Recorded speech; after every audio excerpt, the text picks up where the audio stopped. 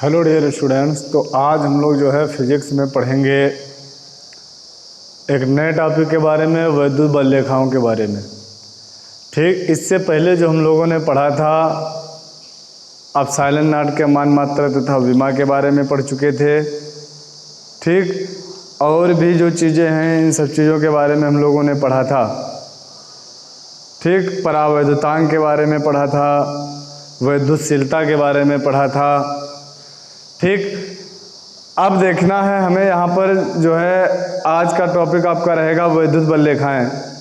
ठीक, वैद्युत क्षेत्र की तीव्रता, वैद्युत क्षेत्र वगैरह हम लोग पढ़ चुके थे। तो आज हमें यहाँ पर पढ़ लेना है भाई, वैद्युत बल रेखाओं के बारे में पढ़ लेना है। ठीक, देखिए तो आज हमें पढ़ना है क्या, वैद्युत बल रेखाएं। वैद्युत बल रेखाएं यानी इलेक्ट्रिक लाइंस ऑफ फोर्स। ठीक, ये हमें पढ़ना है, वैद्युत बल रेखाओं के बारे में हमें पढ़ना है। चलिए तो देखते हैं भाई वैद्युत बल रेखाएं क्या होंगी हमारी। देखिए, वैद्युत क्षेत्र आपको बताया गया था कि वैद्युत क्षेत्र क्या होता है। वहाँ पर यह बताया जा रहा था वैद्युत क्षेत्र में कि यदि किसी भी आवेश के चारों ओर का वह क्षेत्र, किसी आवेश के चारों ओर का वह क्षेत्र, यदि उसमें कोई परीक्षण आवेश ले जाया जाए तो वह आवेश आकर्षण या प्रतिकर्षण बल का अनुभव करे तो वो जो क्षेत्र होगा आपका वो वैद्युत क्षेत्र कहलाता है। वो क्षेत्र आपका वैद्युत क्षेत्र कहलाता है। अच्छा, इतनी तो बात हमारी फिलहाल कंफर्म हो चुकी थी, लेकिन अब हमें यहाँ पर जो पढ़ना है वैद्युत बल रेखाओं के बारे में।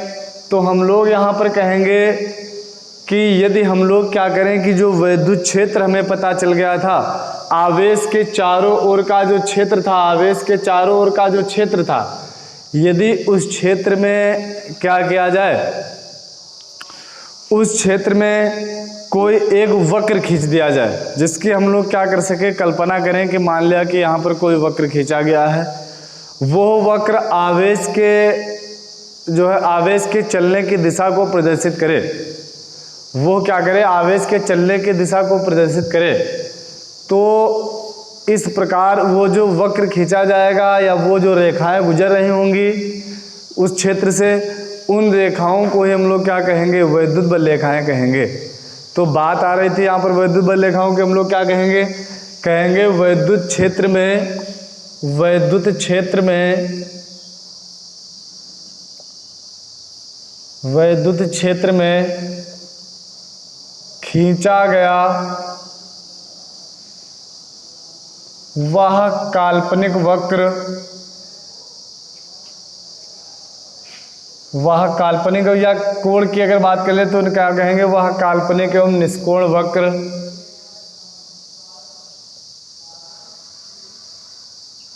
वक्र जो स्वतंत्र एवं पृथक्कृत रूप से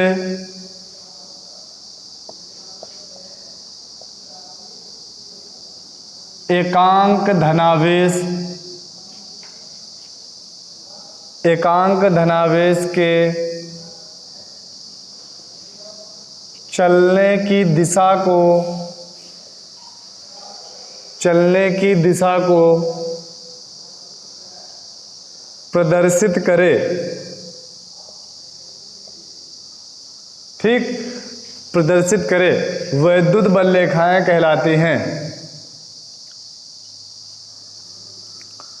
वैद्युत बल रेखाएं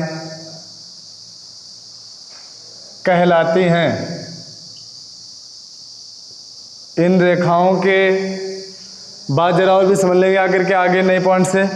कहेंगे इनके किसी बिंदु पर, किसी बिंदु पर खींची गई स्पर्श रेखा वैद्युत बल रेखाओं की दिशा को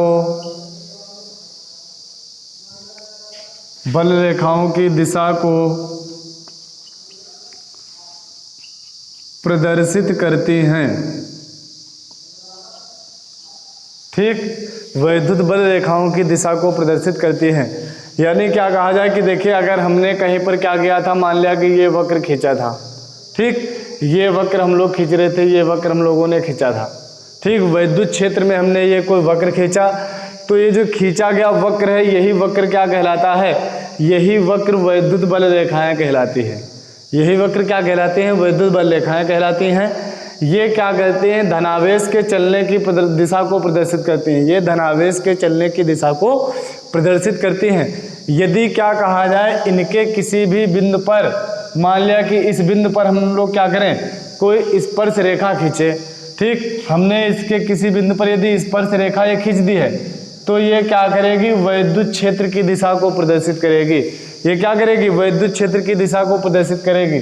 हमने यहाँ पर स्पर्श रेखा खींची, ये स्पर्श रेखा जो इसकी खींची गई, ये तो हमारा वक्र चल रहा था। ये जो खींची गई, ये क्या करेगी? वैद्युत क्षेत्र की दिशा को प्रदर्शित करेगी। ठीक, या अच्छा, तो अब हमें क्या लिखा हमने? इनके किसी भी बिंदु पर खींची गई स्पर्श रेखा वैद्युत बल रेखाओं की दिशा, सॉरी गड़बड़ हो गया, यहाँ पर कहेंगे वैद्युत क्षेत्र की दिशा को। स्पर्श रेखा वैद्युत क्षेत्र की दिशा को प्रदर्शित करती हैं। ठीक, वैद्युत बल रेखाएं जो होती हैं, इनके किसी भी बिंदु पर यदि कोई स्पर्श रेखा खींच दी जाए, तो ये क्या करेंगी? वैद्युत क्षेत्र की दिशा को प्रदर्शित करने लगती हैं। ठीक, तो ये फिलहाल जो हमारी बात चल रही थी, किसकी? वैद्युत बल रेखाओं की ये बात चल रही थी कि वैद्युत बल रेखाएं हमारी क्या होती हैं। तो ये जो वक्र खींच लिया जाता है वैद्युत क्षेत्र में, ठीक, ये क्या करे? धनावेश के चलने की दिशा को प्रदर्शित करे, तो वो हमारी वक्र ही क्या कहलाती हैं? वैद्युत बल रेखाएं कहलाती हैं। यदि इनके किसी बिंदु पर स्पर्श रेखा खींची जाएगी, तो वो क्या करती है? वैद्युत क्षेत्र की दिशा को प्रदर्शित करने लगती है। ठीक, इतनी बात फिलहाल हमारी कन्फर्म हो गई होगी। इसके बाद हमें जो पढ़ना है, इन वैद्युत बल रेखाओं के गुण के बारे में पढ़ लेना है। भाई, इन वैद्युत बल रेखाओं के क्या गुण होते हैं? ठीक, तो हमें इस बारे में भी जानकारी ले लेनी है। भाई देखिए, क्या कहेंगे? वैद्युत बल रेखाओं के गुण क्या होते हैं?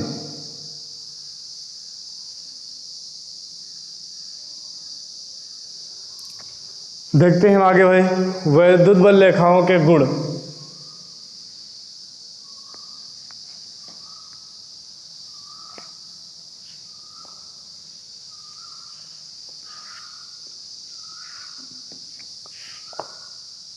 वैद्युत बल रेखाओं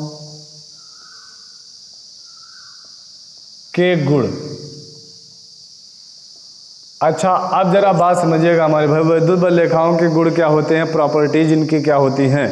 ठीक, तो अब अगर हम लोग इनकी प्रॉपर्टीज के बारे में पढ़ेंगे, यानी properties of the electric line force. ठीक, तो हम लोग क्या कहेंगे आकर के यहाँ पर वैद्युत बल रेखाओं के गुण के बारे में?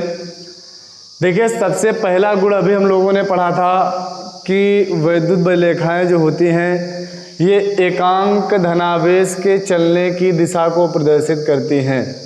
एकांक धनावेश के चलने की दिशा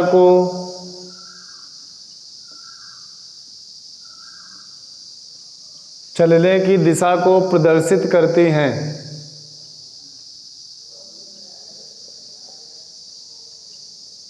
ठीक, ये पहला गुण हम लोगों ने पढ़ लिया। भाई, दूसरे गुण में हम लोग क्या कहेंगे आकर के? कहेंगे देखिए, इनके किसी भी बिंदु पर खींची गई स्पर्श रेखा वैद्युत क्षेत्र की दिशा को प्रदर्शित करती है। ये भी इसका क्या हो जाएगा? गुण। यानी क्या कहेंगे कि इनके किसी बिंदु पर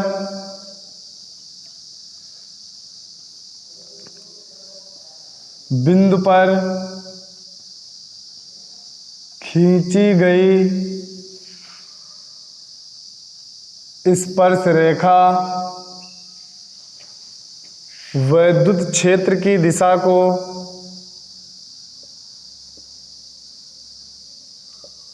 वैद्युत क्षेत्र की दिशा को प्रदर्शित करती हैं। ठीक। अच्छा, तीसरी बात क्या कहेंगे कि ये जो वैद्युत बल रेखाएं होती हैं, वैद्युत बल रेखाएं सदैव धनावेश से ऋणावेश की ओर चलती हैं। वैद्युत बल रेखाएं, वैद्युत बल रेखाएं सदैव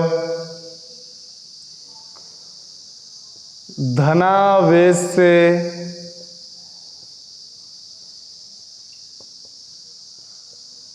ऋणावेश की ओर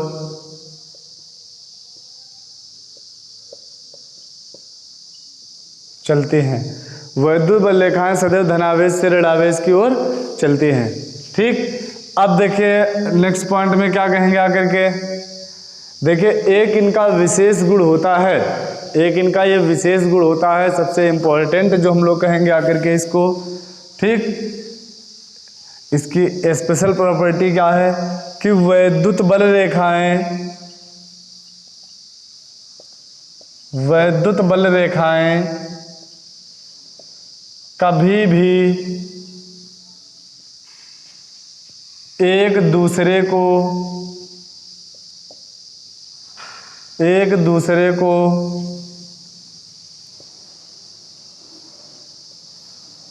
नहीं काटती हैं। वैद्युत बल रेखाएं कभी भी एक दूसरे को नहीं काटती हैं। क्यों? क्योंकि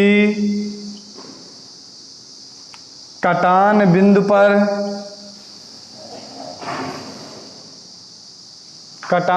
पर वैद्युत बल रेखाओं के, कटान बिंदु पर वैद्युत बल रेखाओं के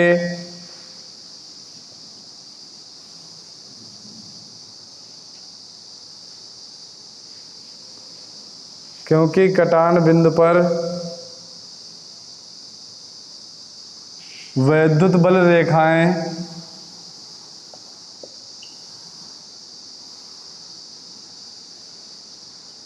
वैद्युत क्षेत्र की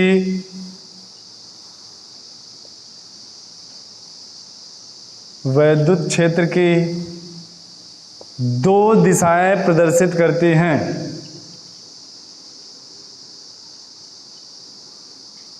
दो दिशाएं प्रदर्शित करती हैं।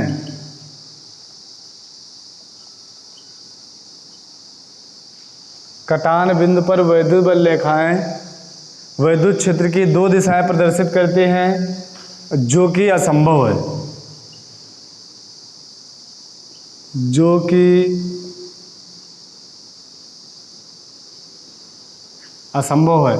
क्योंकि वैद्युत बल रेखाएं दो दिशाएं प्रदर्शित नहीं करेंगी, ये सदैव एक दिशा धनावेश से ऋणावेश वाली दिशा को प्रदर्शित करती हैं, दो दिशाएं इनकी प्रदर्शित नहीं होती हैं।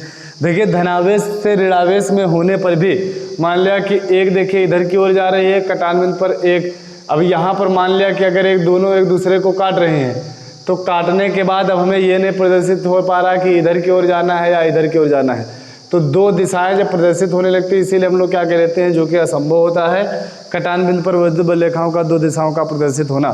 ठीक, ये असंभव बात है, इसीलिए हम लोग क्या कहते हैं कि ये कभी भी एक दूसरे को काटती नहीं है। ठीक, यानी कहने का मतलब अगर ये चल रही है तो ये किधर जा रही है, किधर जाएगी, ये इधर जाएगी, ये इधर आएगी, ये इधर आएगी, ये इधर आएगी, बाकी ये स्थिति नहीं होगी कि इसको जो है काट करके चला जाए। जैसे पहले स्टेप में हम लोग वहाँ पर काट करके दिखाया था, जो कि वो गलत बात थी। ठीक, ये कभी भी एक दूसरे को काटती नहीं है, ये सदैव एक तरफ से धनावेश से निकलेंगी और ऋणावेश में प्रवेश कर जाती है। ठीक, तो ये बात हो गई थी हमारी वैद्युत बल रेखाओं के बारे में। आगे हम लोग जो है वैद्युत क्षेत्र की तीव्रता अच्छी स्थिति में किस तरीके से हम लोग ज्ञात करेंगे, निरक्षीय स्थिति में कैसे ज्ञात करेंगे, बिंदु आवेश के कारण वैद्युत क्षेत्र की तीव्रता क्या होगी। ठीक, इन सब चीज़ों के बारे में नेक्स्ट वीडियो में डिस्कस किया जाएगा। तब तक के लिए फ़िलहाल आज के वीडियो में इतना ही रहेगा। ठीक, अब मिलते हैं नेक्स्ट वीडियो में, तब तक के लिए फ़िलहाल इतना ही।